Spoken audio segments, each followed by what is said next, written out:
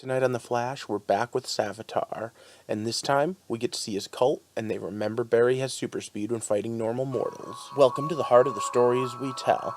My name is Rob, and tonight I will be reviewing Wrath of Savitar, episode 15 of The Flash. And boom, we're back right in it.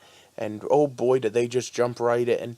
They have a training montage between Barry and Wally and Jesse to try to stop Savitar from killing Iris. And you know what?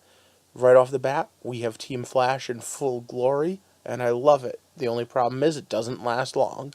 For specifics, let's just throw this up there and warn for spoilers. So once again, it's stop. Spoiler time. Like I said, we have some great teamwork tonight, from HG to Wally to Vibe.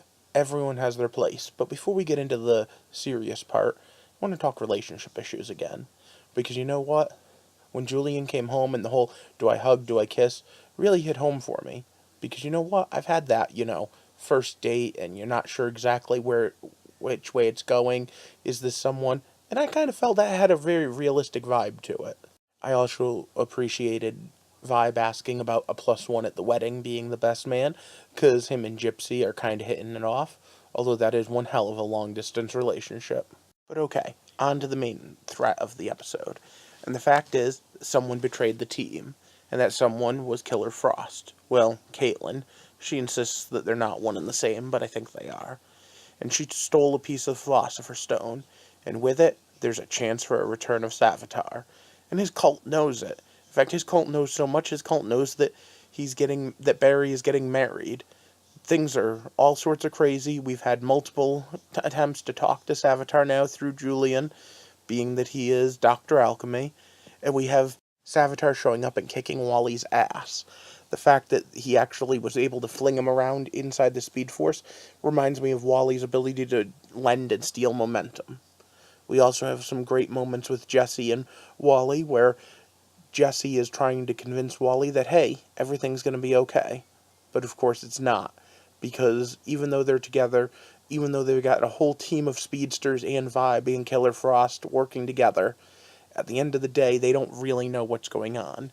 Savitar has been one step ahead of them because he's from the future, because he has an entire cult of personality built up, because he has better control and better idea of what the Speed Force is. Remember, back at the beginning of the season, Jay was talking about the fact that other speedsters he's talked to have seen them too. He is the god of speed. And right now, the only thing standing between him and killing Iris is Iris's younger brother, Wallace West. Unfortunately, that's all part of the plan, and it reminds me of something that a video game player once told me. The trick to beating Ocarina of Time is to find out that at a certain point, Ganon needs to get the sword, and then turn off the game, because the only way Ganon can get it is by having Link unlock it. And so the only way to win is not to play. In this case, Link is Wally.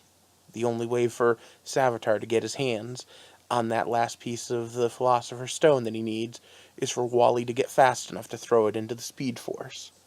And for once, we have a challenge that's a little different than usual. In fact, the challenge would be if Wally wasn't fast enough. Wally, in the course of only a handful of episodes, has gained the speed to be able to access the Speed Force and throw it right in. And that is the... Unfortunately, that's all part of the plan, and it reminds me of something that a video game player once told me. The trick to beating Ocarina of Time is to find out that at a certain point, Ganon needs to get the sword, and then turn off the game, because the only way Ganon can get it is by having Link unlock it. And so the only way to win is not to play. In this case, Link is Wally. The only way for Savitar to get his hands on that last piece of the Philosopher's Stone that he needs is for Wally to get fast enough to throw it into the Speed Force. And for once, we have a challenge that's a little different than usual. In fact, the challenge would be if Wally wasn't fast enough.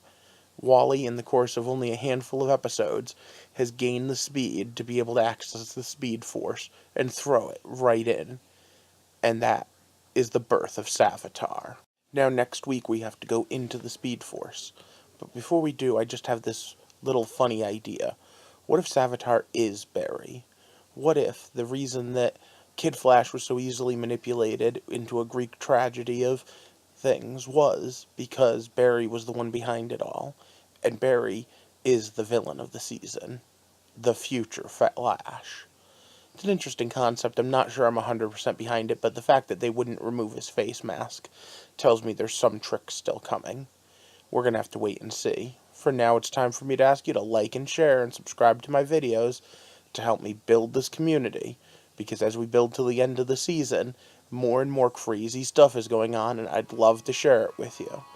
So, thank you, have a good night, and thank you for walking with me through the heart of the stories we tell.